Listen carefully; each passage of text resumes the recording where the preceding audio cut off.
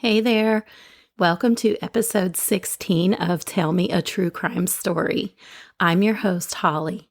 Today I'm going to tell you the story of Anthony Soule, whose nickname was the Cleveland Strangler. Thank you guys so much for being here. In the last episode, episode 15, Condemned Row Stories, Women Condemned to Die, we discussed the heinous crimes committed by three women who now sit on death row in California and Florida. If you haven't listened to that one yet, go back and check it out. I hope that everyone listening is doing okay. Hope you guys had a happy Valentine's Day. And I hope you had a great time, whether you are single or you have a significant other, whether you went out or you just stayed home. Maybe you stayed home because you didn't have the extra money to spend on going out or buying a gift. You can still make it a special day without spending money. You just have to get creative. Thank you again for being here, and I hope that you and your family are happy, healthy, and together forever. Big hugs to all of you. Now, let me tell you a true crime story. Before we get started, I wanted to let you guys know that there is a 2016 documentary called Unseen about this case, and you can watch it for free if you have an Amazon Prime membership. In addition to that documentary, Oxygen has 2 episodes on this case. One is on their Living with a Serial Killer series, and the other is on Snapped. So let's get a feel for where our story takes place. The crux of our story today begins in the year 2007. We're traveling to Imperial Avenue in Cleveland, Ohio's District 4. District 4 is 11.3 square miles. In 2000, the population of District 4 was about 87,000 people.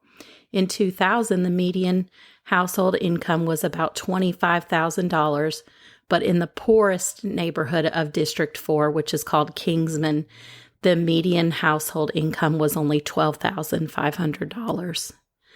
According to the City of Cleveland's Planning Commission website, District 4 was at one time or another home to many different European immigrant groups, but is now 97% African American. Imperial Avenue is on the border of 2 East Cleveland neighborhoods. Mount Pleasant is to the south of Imperial Avenue, and Buckeye Shaker is to its north. Mount Pleasant was once a lively working-class neighborhood, but the previous few decades prior to 2007 had not been kind to Mount Pleasant. The area experienced the loss of many jobs, and the crack cocaine epidemic hit this area really hard. East Cleveland, as a whole, was one of the poorest cities in America at the time. There were thousands of abandoned homes in Cleveland and in East Cleveland. Many of them were just too far gone to be rehabbed and were in need of demolition. Anthony Edward Soule was born in Cleveland, Ohio in 1959. His parents divorced sometime in the 1960s, and he was raised by his mother, Claudia. Also living in the home were his maternal grandmother, Irene, and his siblings, Tressa and Junior. Anthony Soule had another sister named Patricia Davis Hatcher, who died in 1969. She had 7 children that her mom, Claudia, took in when she passed away. So there were 12 people living in their home. Anthony Soule, his brother, his sister, his mom, his grandma, and 7 of his nieces and nephews. According to testimony from some of his sister's kids that moved in with them when their mom died, they were, Anthony Soule's nieces and nephews, they were subjected to regular, severe abuse while living there. For instance, Claudia would strip them naked, tie them to a banister, and beat them with an extension cord until she got tired. Claudia's mom, Irene, would beat them with a switch or a cane. They testified that a beating could take place at any time, including even at 2 or 3 a.m. for something as small as leaving a dirty dish in the sink. One of the boys testified that he was subjected to beatings like that almost daily, and at times severe enough to draw blood. According to Anthony Soule's sister's kids, Claudia never subjected her own children, Tressa, Junior, or Anthony, to these types of beatings. However, her children did witness the beatings. One of the kids testified that at times Anthony Soule would just sit there and laugh as the other kids were beaten by his mother. One of the girls testified that when she was 10 years old, Anthony Soule, who was about 11 years old at the time, raped her almost every day. Anthony Soule attended Prospect Elementary School and Kirk Junior High School in East Cleveland. His teachers testified that he was an average student with a very good attendance record. They had not observed any indication that he'd been physically abused. At age 19, he enlisted in the United States Marine Corps. For 8 years, from 1978 to 1985, Anthony Soule served active duty in South Carolina, North Carolina, California, and in Okinawa, Japan. He was an above-average Marine. Upon graduation from boot camp, Anthony Soule was promoted to Private First Class, the only Marine from his 55-member platoon to receive this distinction. He was also awarded 2 Good Conduct Medals reflecting 3 years of service without any disciplinary action and received other awards for good performance. He was promoted to Lance Corporal, Corporal, and Sergeant. Anthony Soule was chosen to attend an advanced electrician's school, and only 30% of Marines are chosen for an advanced school. Anthony Soule was involved in 2 minor disciplinary matters during his Marine career. He received non-judicial punishment in both rather than a court-martial. His conduct marks exceeded the requirement for an honorable discharge, which he received in 1985. Twyla Austin had begun dating Anthony Soule when she was in high school. She became pregnant with his child, and their daughter was born in 1978, 8.5 months after he'd joined the Marines. Twyla testified at Anthony Soule's trial that during visits to Ohio, he'd visit their daughter. He'd come pick her up and take her over to his mother's house. Twyla said she'd received a support check from the Marines every month for their daughter. Anthony Soule met and married a fellow Marine named Kim Yvette Lawson while serving in the military. Reportedly, they married in 1981, and the marriage fell apart by 1985. Kim Yvette Lawson died in 1998.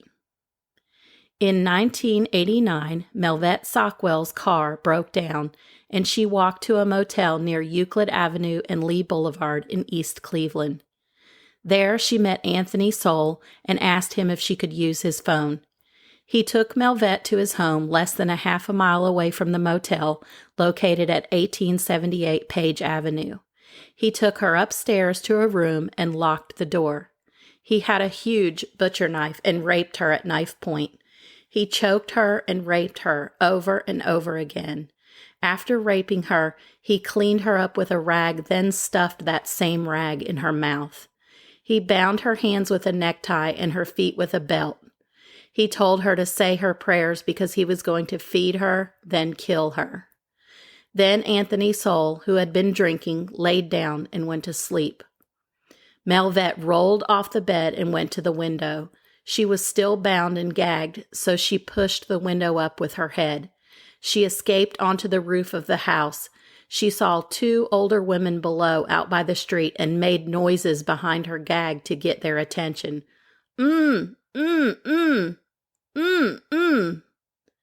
A woman looked up, and Melvette turned to let her see that her hands were tied up. The woman said, "Oh my God," and called the police. When the police arrived to arrest Anthony Soule, he was still sleeping. On June 24, 1990, another woman told police that Anthony Soule raped and choked her in her home located on East 71st Street in Cleveland. He was arrested, but charges were not filed against him because reportedly the woman was not willing to testify. In 1990, Anthony Soule pleaded guilty to a lesser charge of attempted rape for the attack on Melvette Sockwell and served 15 years in prison. He was released from prison in 2005 at the age of 45 years old. Upon his release, he was deemed a sexually oriented offender and unlikely to reoffend. A sexually oriented offender was the least restrictive status category. He was required to report his address to the sheriff's office once a year for 10 years. Because of a change in Ohio state law in 2008, Anthony Soule was reclassified from a sexually oriented offender to a Tier 3 sex offender. He was required to go to the county sex offenders registration office and report his address once every 90 days for the rest of his life. According to the Ohio Attorney General's office, quote, a Tier 3 sex offender is a person who has been convicted of or pleaded guilty to a sexually oriented offense that is punishable by imprisonment for more than 1 year. A Tier 3 offender is subject to strict address verification. The community and victims receive notification whenever such an offender relocates to a new address. End quote. So after he left prison, Anthony Soule moved into the attic area of his late father and stepmom's house at 12205 Imperial Avenue in the Mount Pleasant neighborhood of East Cleveland. Anthony Soule's stepmom, Sojourner Soule, was not in good health. She spent a lot of time in hospitals, which left Anthony Soule the lone occupant in the home nearly all of the time. There were lots of houses on Imperial Avenue near the Soule residence at the time that have since been torn down. Next door to the Soule home is a small sausage factory named Ray's Sausage. It has been there since 1952. Across Imperial Avenue is a small pizza shop called Bess Chicken and Pizza. That's BESS. Across 123rd Street from Ray's Sausage was Amira Imperial Beverage, a corner convenience store. In 2007, just 2 years after Anthony Soule was released from prison and moved into the house on Imperial Avenue, women in the neighborhoods of Mount Pleasant and Buckeye Shaker in East Cleveland started disappearing. Investigators said Anthony Soule preyed on his victims' weaknesses and vulnerabilities. They were drug addicted and transient. Some of them were homeless. He used drugs and alcohol to lure them to his home. In fact, reportedly, when word got out that he gave out free drugs to ladies, he had so many women knocking on his door at all hours of the day and night that he ended up disconnecting his doorbell. Around this time, 2007, Anthony Soule was about 5'11" or 6 feet tall and weighed 155 to 160 pounds. He had a job at Custom Rubber, which was a rubber factory that made buckets. In February of 2007, he suffered a heart attack. He was hospitalized and received a pacemaker. He later returned to light duty at work, then was eventually released to regular duty. However, by July of that year, he was physically unable to perform his duties as an injection mold machine operator, and was laid off. He began receiving unemployment. Anthony Soule liked to sit on his front steps and drink 40-ounce King Cobra malt liquor that cost $1.50 per bottle. Sometimes a woman would be drinking with him. He hung out around the corner convenience store and bummed change from people in the neighborhood. He would sometimes be seen pushing a shopping cart up and down the street, collecting cans and scrap metal to sell for an extra buck. He had a profile on an online dating service that said he was a master looking for a submissive to train. He had barbecues in his driveway and invited people over from the neighborhood. He even had a girlfriend that lived with him for a couple of years. Her name was Lori Frazier. She is a recovering addict and niece of the 4-term former mayor, Frank Jackson of Cleveland. Lori Frazier and Anthony Soule met in 2005 after his 15-year prison stint was over. She was looking for beer, walking down East 116th Street when she bumped into him. They'd spent that evening together, drinking at a local bar. After that, he invited her back to his house. She moved in with him shortly after. She said he was quiet, but he treated her well. He did the cooking and cleaning and supported her, even though she had a serious crack addiction. Then Anthony Soule began smoking crack too. She said this changed his demeanor and he became, quote-unquote, real nasty, angry, mean, and aggressive. He'd fly into a rage and threaten to throw her out of a window. He would periodically put her out of the house. She would come home to find that he was entertaining strangers in the house, and he brought other women over to the house when she wasn't there. Lori's mom died in 2007 and she decided to get clean. She told Anthony Soule that they could not be together if he continued to use, but he didn't stop, and Lori and Anthony Soule broke up sometime in 2007 and she moved out of his house, but they still kept in touch and she still visited his house from time to time. She said after their breakup and she moved out, his attitude and demeanor continued to worsen. She said that when she visited his home, she saw that a sitting room on the 3rd floor was locked and off limits, but it never had been before. They used to use it as their bedroom. When Lori was asked if she'd noticed a bad odor when she was at Anthony Soule's home, she said she did, and she'd asked him about it. He said that the smell was from his stepmother downstairs. When his stepmom left, he blamed the smell on Ray's sausage next door.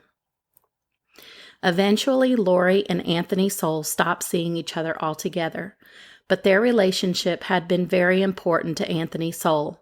According to court documents, these are quotes from Anthony Soule about Lori and their time together. Quote, "Let me tell you a story about her. Crackhead, but I loved her and I helped her. I used to go out on the street and look for her because I would be worried. She'd leave and be gone for days and weeks. I said, at least call and let me know you're all right. I said, why don't you let me get you some help? I said, I will be there for you. I will come visit you. I will help you. I think I called suicide prevention.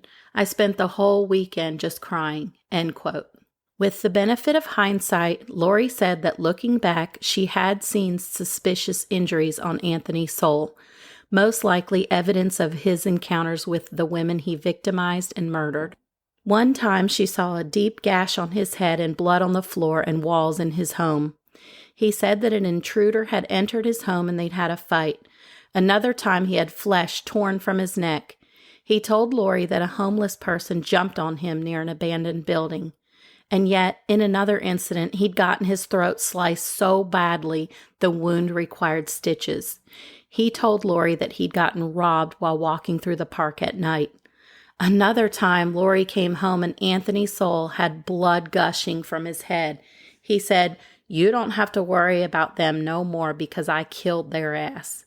He didn't explain further and Lori didn't press the issue. She didn't really believe him anyway. She didn't think he was capable of killing anyone. Next, we're going to talk about Anthony Soule's murder victims. The Plain Dealer, a newspaper in Cleveland, profiled all of the women in 2011, and that's where I got the bulk of the information from about them.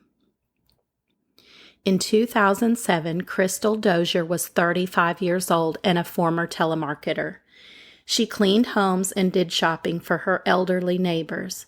She was a mother of 7 children and was addicted to crack cocaine. She was born in 1971 and was the second oldest of 4 children. When she was a kid, she liked to dress up in frilly outfits, and she'd been a little mother hen to her younger siblings. She spent hours in the kitchen with her mom learning how to cook. She got pregnant at 13. The baby's father was 17 years old. Then she got pregnant again at 14. This time the father was 20 years old. They married in 1987 and went on to have 5 more children together. She became addicted to crack around this time. It was 1987 and she was 16 years old. Cuyahoga County Social Service records indicate that she and her husband were unfit parents. One document noted that her oldest son had marks on his body from beatings. Her husband was arrested many times on various charges, such as grand theft, breaking and entering, and drug charges. Crystal's 2 oldest children went to live with her mom, and her other 5 kids ended up in foster care. Crystal had a string of arrests, too, for charges such as possession, theft, and drug trafficking. When her mom was arrested on a drug charge, Crystal's 2 oldest kids were ultimately put into separate foster homes. Her 4 youngest daughters ended up getting adopted by the same family. One of her sons died at age 11 from complications due to asthma. She and her husband broke up in 1994 and she later remarried. She had a long period of sobriety with this man, but then Crystal fell off the wagon and ended up doing almost a year in prison in 2004 for drug trafficking. Her husband died while she was locked up. She cleaned herself up for a bit when she got out, but ended up back on drugs. She was last seen on May 17, 2007. Her oldest child, Anthony Dozier, filed a missing persons report on June 11, 2007. He'd just returned from a tour in the Marines. For the next almost year and a half, he'd drive around the streets of East Cleveland searching for her. Her body was discovered nearly a year and a half later with a ligature around her neck, buried in Anthony Soul's backyard on Imperial Avenue. Anthony Soul's next victim's life story sounds very similar to Crystal Dozier's. In fact, most of his victims' life stories sound very much the same. Tashana Culver dropped in and out of her family's lives so often that they never reported her missing. She was 29 years old when she was last seen in June of 2008. Tashana Culver was born on August 31, 1978 in Cleveland. Her parents broke up before she turned 1. She was a Brownie Scout and participated in the dance line at school. She began to write poetry. She was very good at styling hair. She earned a cosmetology license and trained to be a nursing assistant. She had her first child in the 10th grade. Her and the child's father did not stay together. Later, she fell in love with a man named Marcus. They planned to marry, but sadly, he was found shot in the head in 1998. Her family said she then sank into a deep depression and started to abuse drugs. Tashana had 6 children total and had given birth to several of her children while she was behind bars. She began an 8-year on-and-off relationship with a man named Carl, who fathered 3 of her 6 children. Her mom and sister ended up taking care of her kids. Tashana and Carl did drugs together and lived in rooms or apartments or with friends or relatives. Tashana was sometimes a sex worker to get money for their drugs. In 2004, they got clean for a spell and tried to make a fresh start. They attended Narcotics Anonymous meetings. They got jobs at a factory, and Tashana did hair on the side to earn extra money. They eventually returned to using, and in 2005, Tashana was arrested for domestic violence for punching and trying to stab Carl. Carl got clean in 2006. Tashana never did. She gave birth to her last child in 2007. After she was released from a stay in jail, she went to her family's house on Imperial Avenue, 5 houses down from Anthony Soul's house. But her mom and sister eventually made her leave to shield the kids from her drug use. They last saw her in 2008. Carl talked to Tashana on Valentine's Day of 2008. He had moved to Akron, Ohio. He and Tashana discussed getting back together and putting their family back together. They made a plan to meet up in Cleveland, and she was going to return to Akron with him. But she never showed up. At the end of October in 2009, just down the street from her mom's house, in a house on Imperial Avenue, police discovered the remains of 11 women. Her family wondered if Tashana was one of the women whose remains were found. In early November, the Cuyahoga County Coroner's Office confirmed through DNA analysis that the body found concealed beneath dirt in a crawl space was that of Tashana Culver. LaShonda Long was born in 1984 to a crack-addicted mother. Her dad wasn't around much. At 6 years of age, she and her 5 siblings were living with their aunt because of their mom's addiction. LaShonda got good grades in school and had perfect attendance. According to her relatives, she looked out for her siblings and was very motherly to them. She was bossy, strong-willed, and sassy, but never got into any trouble. Her mom led a transient lifestyle and popped in and out of LaShonda's life throughout her childhood. Her aunt had 2 sons of her own, and she and all 8 children moved to Indiana for a fresh start.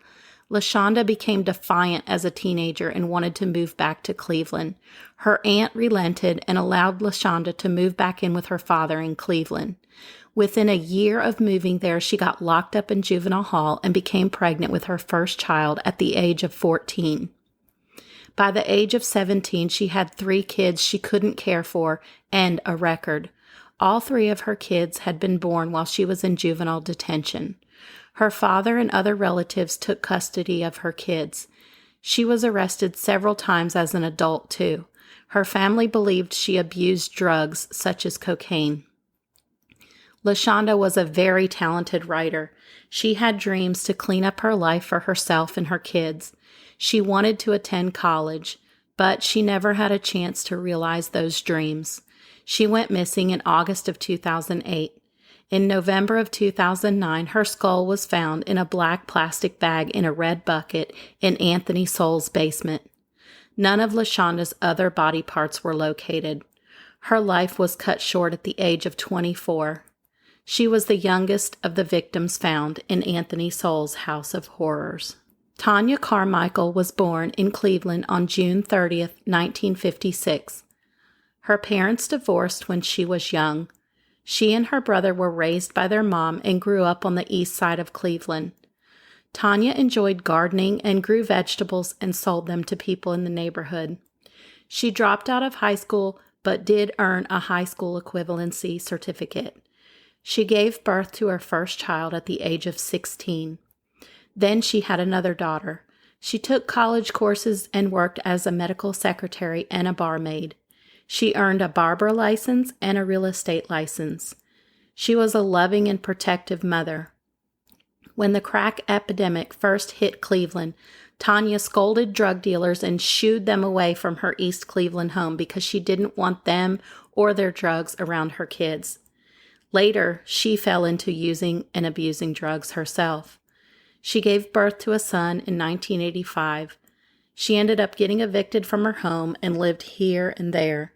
She lost custody of her son when he was 12. She spent time in prison. The last time she was seen was at a family barbecue in 2008. She was 52 years old when she was killed and the oldest of Anthony Soul's victims. She was the first one of Anthony Soul's victims to be identified. Her body was found by a cadaver dog. She was buried in a shallow grave near the back porch in the backyard. Michelle Mason was born on December 22, 1963. She was one of 6 or 7 kids. Reports vary on that. She'd attended a Job Corps program in Cleveland for a while, but she wanted to travel and left Ohio to go to New York and New Jersey. She didn't stay in close contact with her family, and they didn't see her for a while. Her family later learned she'd become addicted to heroin. In 1986, authorities in New Jersey called her family to say that she'd given birth to a son she could not care for. He was brought to Cleveland where her older sister took him in. She had another son 2 years later, and her mom took care of him. They sent Michelle's boys to private school and made sure they went to church. Michelle was ready to go back home in the early 90s, so her mom sent her a bus ticket. She was thin and sick when she returned. She'd become infected with HIV from IV drug use. Between 1993 and 2001, Michelle was arrested 9 times, mostly on drug charges. At some point, she got shot in the face and had to get a glass eye. Sometime in 2001, her family began to see a change in her ways. She attended drug treatment sessions and then recovery meetings. She eventually started living independently and managed her own bills and medication. She also stayed in regular contact with both of her sons, who were then in their 20s. Her son, Shannon, said she was the coolest mom ever and very supportive of him and his dreams and decisions. Michelle left her mom's house on the morning of October 8th, 2008, and said she'd return later that day. But she didn't. A few days later, her phone was going straight to voicemail. Her family filed a missing persons report and searched for her. Her body was recovered a year later on November 3, 2009, when a backhoe uncovered 4 corpses in Anthony Soul's backyard. Kim Yvette Smith was born on January 20, 1965, at Huron Hospital in East Cleveland. She had a half-brother, but he didn't live with the family, so Kim was basically an only child. She liked to play with dolls, watch cartoons, and play with her cousins. She loved animals. Her parents divorced before she entered high school. She started to hang out with an older crowd and became rebellious. Her dad thinks it was in her high school years when she began using drugs. She graduated from high school in 1983 and later attended community college, where she studied art and dance. 2 years after graduation, she got her first felony conviction for receiving stolen property. Over the years, she picked up more convictions, mostly for drug offenses. As an adult, Kim had become very close with her father. He was a Marine veteran and in a wheelchair. She'd help him around the house, and he never gave up on her through her drug addiction. She'd cook for him, clean, and pick up his prescriptions. He paid for her to go to drug treatment programs and to psychologists. He visited her when she was locked up. He gave her a place to stay, food, and spending money when she got out. Kim never married or had children. She loved art and singing. She was active in her church choir and sometimes worked as a backup singer for local musicians. The last time Kim got out of prison was in 2007.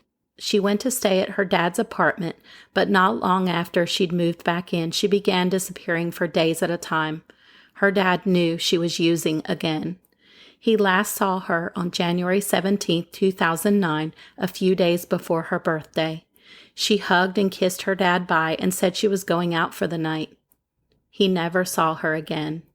He began his own search for his daughter and put up a $1,000 reward for information as to her whereabouts. Friends placed flyers around the neighborhood with her picture on it. When her dad learned of the bodies being recovered at the house on Imperial Avenue, he filed a missing persons report. Investigators asked family members of missing women in the area to provide DNA samples to aid in the identification of the bodies found. Kim's dad went to give his DNA and soon learned that his daughter was gone at the age of 44. Kim's body had been buried in Anthony Soul's backyard. Nancy Cobbs was born in 1966 in Cleveland. She was an only child. She dropped out of high school when she became pregnant, but did earn a GED. She ended up having 3 kids. She worked in factories, fast food, and housekeeping jobs. She was a devoted and loving grandmother to her grandkids. Nancy started using drugs in the 80s. She served 2 years in prison in the mid-90s for drug trafficking. Her mom had custody of her kids during that time. By 2009, she'd struck up a friendship with a man from the neighborhood. They'd sit on the porch at her mom's house on Griffin Avenue and drink beer together. Her family didn't know his name, just knew him by face. Then, on April 24, 2009, Nancy went missing. Her daughter, Audrey, filed a missing persons report. She posted flyers at corner stores and on telephone poles. During the summer of 2009, Audrey formed a search group of more than 30 friends and relatives to look for her mom. They went into foreclosed and abandoned homes searching for Nancy. When Audrey learned of bodies being found in Anthony Soul's home, she and her sister went to give their DNA for testing. They learned the sad, sad news that their mom was a victim of Anthony Soul. They were shocked to learn that he was the same man that used to sit on the porch with their mom and drink beer. Nancy's body was one of the 7 that still had a ligature around their necks when she was recovered. Imelda Hunter, who went by Amy, grew up on the south side of Chicago in the 70s. She was the 6th of 8 children.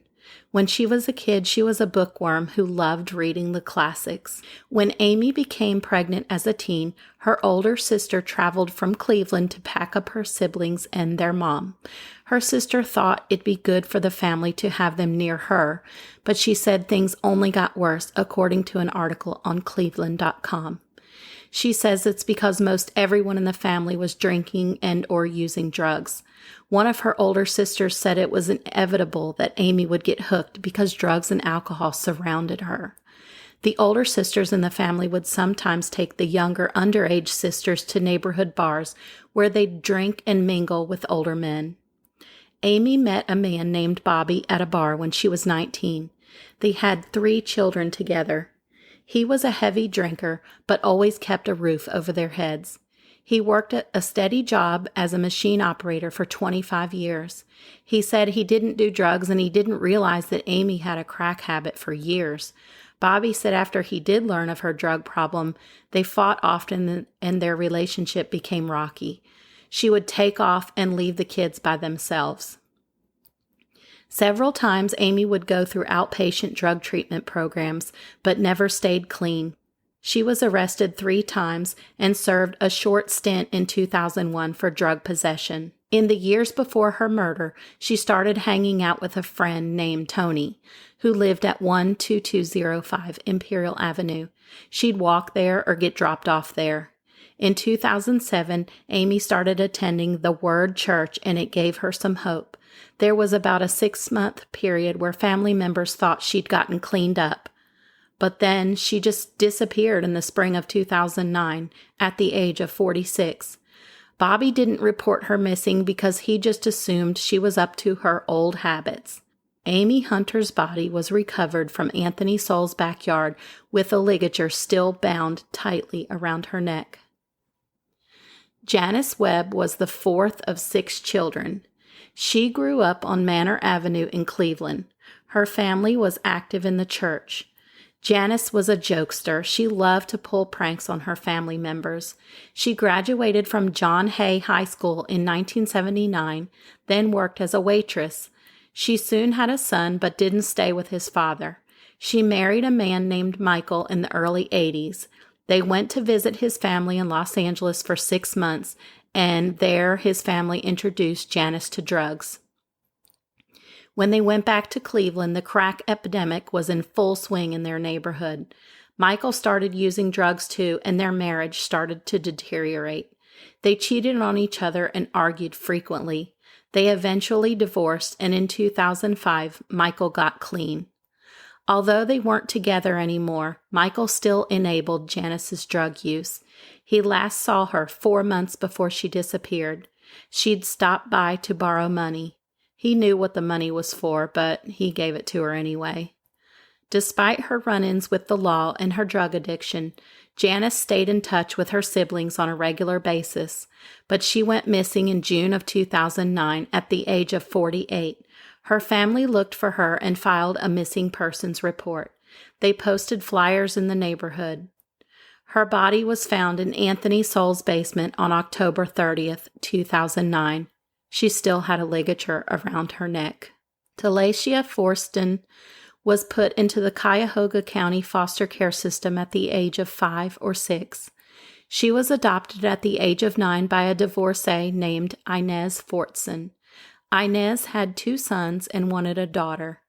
Talacia had an artistic side like her adoptive mom.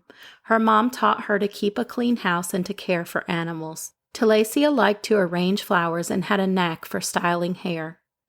As a teen, Inez tried her best to get Talacia to follow her rules, but she rebelled. She ran away repeatedly and stayed at different friends' homes. At age 17, Talacia was living at a residential treatment facility that helped abused or neglected kids or those with mental health or drug problems. She got into trouble with the law 2 times while she was there. She graduated from high school in 1997. In the early 2000s, she was arrested on drug charges. In April of 2003, she had a son. The baby was taken from her, though, because she'd tested positive for cocaine while she'd been pregnant. The next year, she had a baby girl on Christmas Eve of 2004, but she again tested positive for cocaine. She lost custody of her daughter, too. She became pregnant again in 2006 and went to Laura's home for help. Laura's home is a crisis center for women and children. The workers there thought she was ready to turn over a new leaf. They said she participated in the activities and she was approved for a job training program. She was a stable and loving mother to her daughter Talia, who had been born in November of 2006. Talacia moved out of Laura's home in the spring of 2007, but she relapsed a few months later and lost custody of her baby. She returned to Laura's home, but she didn't stay. She left and never went back. She got in trouble with the law in 2008 for stealing money and spent some time in prison. She was only 31 years old when she was last seen by her adoptive mom on June 3, 2009. Talacia had stopped by her mom's house, cleaned it, and fried some chicken for her. On October 29, 2009, her decomposed body was found lying on the floor of Anthony Soul's home with a ligature around her neck. Diane Turner was born on November 4, 1970. She was the second of 2 children. Reportedly, she was raised by her dad in Cleveland. Her mom wasn't around much. She and her brother were physically abused as children. Unfortunately, I couldn't find much about Diane Turner in her younger years. Between 1991 and 2001, Diane was arrested a dozen times on drug charges. She became a sex worker to support her drug habit. By her mid-20s, Diane had 3 kids, all of which were removed permanently by the Department of Children and Family Services. In 1994, Diane gave birth to her 4th child, but she and the baby both tested positive for cocaine. Then that baby was removed from her care. Over the next few years, Diane was in and out of jail. She also had a 5th baby that was taken away. In the late 90s, she met a former addict named Martin. He worked as a school maintenance man. She eventually moved in with him, but he would not allow her to stay if she used drugs. Diane went through a 12-step program and attended church. In 2001, she and Martin were pulled over on a traffic stop, and Diane was arrested for an earlier probation violation. She spent 6 months in jail. During that time, she learned that she was pregnant with her 6th child. When she was released from jail, she stayed clean and went to all of her prenatal appointments. She was determined to keep her and Martin's daughter, which they planned to name Denise. Baby Denise was born in November of 2001. By this time, Diane had been clean for 21 months. Nevertheless, Cuyahoga County Department of Children and Family Services came and removed her baby from her care at just 4 days old. In order to get her daughter back, she agreed to go to Miracle Village with her daughter, which was a residential drug treatment program. However, officials took baby Denise in December of 2001, stating that she didn't properly care for the baby. They put the baby in foster care. Martin completed parenting classes and obtained shared custody of he and Diane's daughter. He shares custody with her foster mom. Diane ended up leaving the program because she was convinced they'd never give her daughter back. She didn't complete parenting classes. She soon relapsed and was arrested in 2002 for drug possession. Diane and Martin broke up, but always stayed in contact. He was there for Diane if she needed something. He last heard from her in September of 2009. No one had seen her in a few weeks. Then, women's bodies were found at the house on Imperial Avenue. Her daughter Denise, then 7 years old, provided a DNA sample to compare to the last unidentified body at the coroner's office. On December 4, 2009, it was confirmed that the 11th victim of Anthony Soul was Diane Turner. Her decomposing body had been found lying on the floor in a bedroom on the 3rd floor of Anthony Soul's house. And that's it for part 1 of the Cleveland Strangler. But don't worry, you won't have to wait long for part 2. It's already done and ready to drop. In part 2, we'll talk about the women that actually escaped Anthony Soul and his house of hell. Their stories are incredibly frightening and give us a great deal of insight into what his 11 known murder victims must have gone through before they were killed. We'll also discuss how Anthony Soul was caught and the discovery of the 11 bodies from his house on Imperial Avenue and what ultimately happened to Anthony Soul. Thank you guys so much for listening to this episode of Tell Me a True Crime Story. Please subscribe to the podcast and tell your friends and family members about it. Share the podcast or share an episode that you loved, and follow the podcast on social media. Facebook, Instagram, and TikTok are at Tell Me a True Crime Story, and Twitter is at Tell Me a TCS Pod. And please write a review for the podcast and give it 5 stars. That would help me out so much. This podcast is growing slowly but surely thanks to all of you guys out there who are spreading the word. Thank you again for being here. I truly, truly appreciate each and every one of you. And please listen to episode 17 when I'll tell you another true crime story. Go listen to it now. It's ready. It's out there. Big hugs to all of you. Bye-bye.